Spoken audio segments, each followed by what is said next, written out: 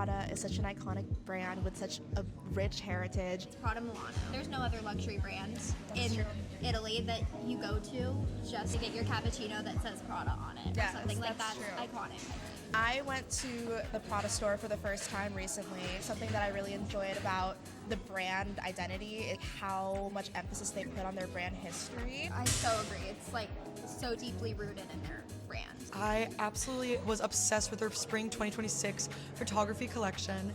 The photo of a photo is a meta concept that not only encapsulates Prada being the forefront of a timeless brand, but also reminds us that Prada's always been the it girl. I agree. This nylon bag I actually bought this morning. Oh my gosh. But talking about the sustainability of it, it's really paved the way for what Prada is today and how it represents how sustainable it is compared to other brands, but also how much they're doing to help the environment, help the ocean. As much as I love Prada, I just don't really understand why they picked Charli D'Amelio as one of their influencers, and I feel like their whole TikTok and social media presence doesn't fully reflect all of their substance and historical background and meaning behind the brand. Absolutely. I feel like although I understood the initial choice to have Charli work with them back in 2020, which is over 6 years ago, it's kind of clear that it was to connect with a younger audience, which now Miu Miu is able to do, so we can leave that in the past. Celebrities like Hunter Schafer or Maya Hawke, which for example were in that spring 2026 collection,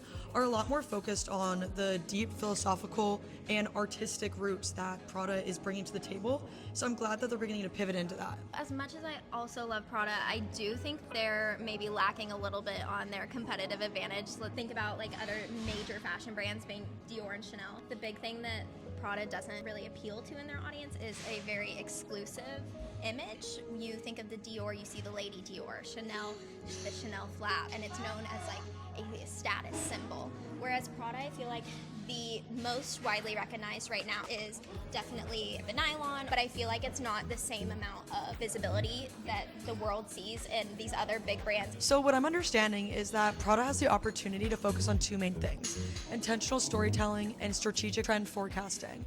These trends being leaning into the sustainability. Their nylon was a success, let's find more of it. Connecting to your consumers in authentic ways with celebrities like Maya Hawke and Hunter Schafer, who have diehard followers. On the very end of that, making sure to stay true to who they are, because Prada knows best.